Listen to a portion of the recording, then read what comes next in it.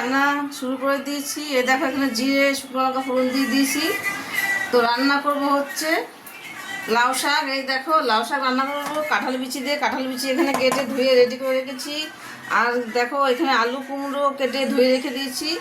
আর এখানে ধুয়ে রেখে দিয়েছি লাউ শাক, একদম পরিষ্কার করে ধুয়ে রেখে দিয়েছি। এখন শুধু রান্নার পালা, চলো দেখতে থাকো। আর এখন এই দেখো তেলের মধ্যে আমি দিয়ে দেবো আলু কুমড়োগুলো, ছেড়ে দেবো। বাবা, গরম তেল এখন ছিটকে আসছে, জল ছিল।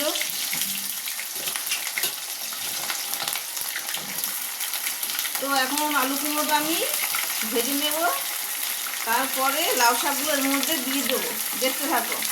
যে এখানে আলু কুমড়ো ভাজা হয়ে গেছে, এখন এর মধ্যে এই যে কেটে রাখা কাঁঠাল বিচিগুলো আমি দিয়ে দেবো।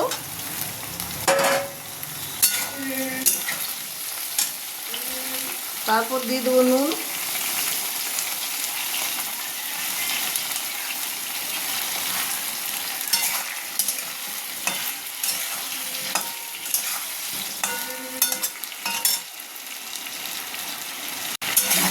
নুন দেওয়ার পরে এখন এর মধ্যে আমি দিয়ে দেবো লাউ শাকগুলো কেটে রাখা। এ দেখো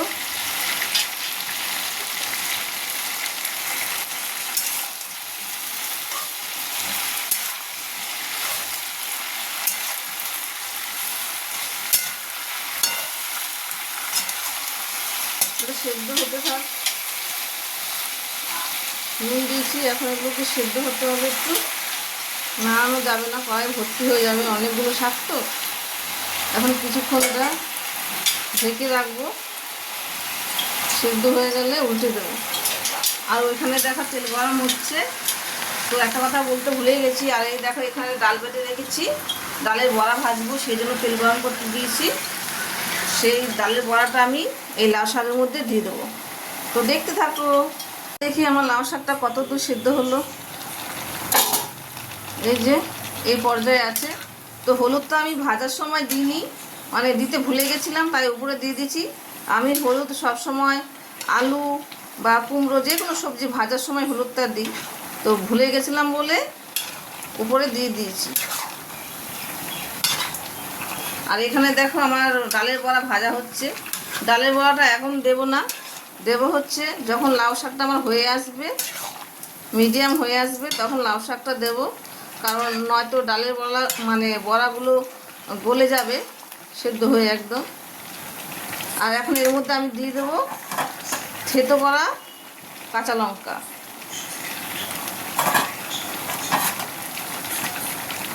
বাস, এর মধ্যে আর কিছু যাবে না, শুধু যাবে যখন নামাবো তখন শুধু চিনি দেব স্বাদের জন্য। নুন তো আগেই দিয়ে দিয়েছি, আর কিছু দেব না। ডালের বড়াগুলো দেব,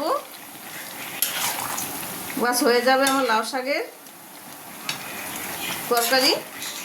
আর তোমরা চাইলে এখানে এর মধ্যে সর্ষে বেটে দিতে পারো, বা পোস্ত বেটে দিতে পারো, বা সর্ষে আর পোস্ত একসাথে মিক্স করে দিতে পারো, দারুণ লাগবে।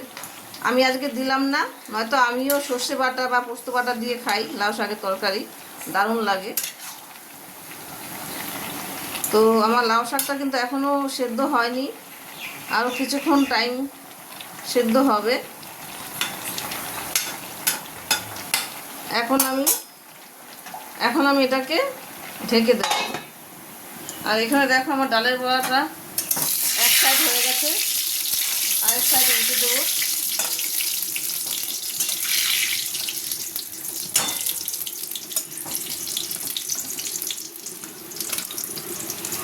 এটা মসুর ডালের বড়া হচ্ছে।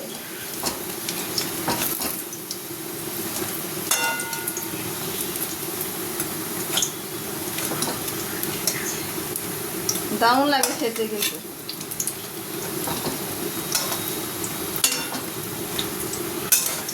মসুর ডালের বড়ার ঝোল, আলু দিয়ে বড়ার ঝোল, ওটা দারুণ লাগে।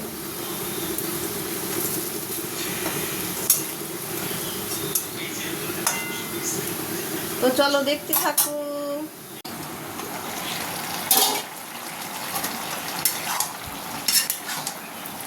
তো আমার তরকারি এখন মিডিয়াম সেদ্ধ হয়ে গেছে। তো এখন আমি কি করব, এই যে বড়াগুলো আছে এই বড়াগুলো এর মধ্যে দিয়ে দেবো।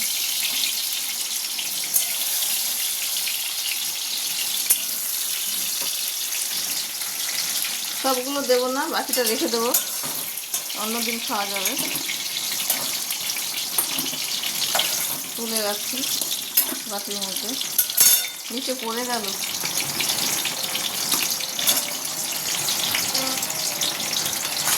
তো এবার এগুলোকে মিশিয়ে দিয়ে দেবো। আর এর মধ্যে এখন দিয়ে দেবো চিনিটাও, আমি এখন দিয়ে দেবো। একটু বেশি করে দিলাম, কারণ নয়তো ডাটার মধ্যে চিনিটা কম হয়ে যাবে।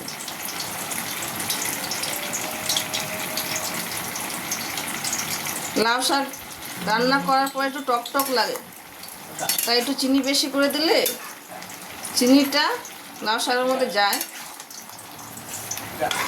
মিষ্টি মিষ্টি লাগে, খেতে ভালো লাগে।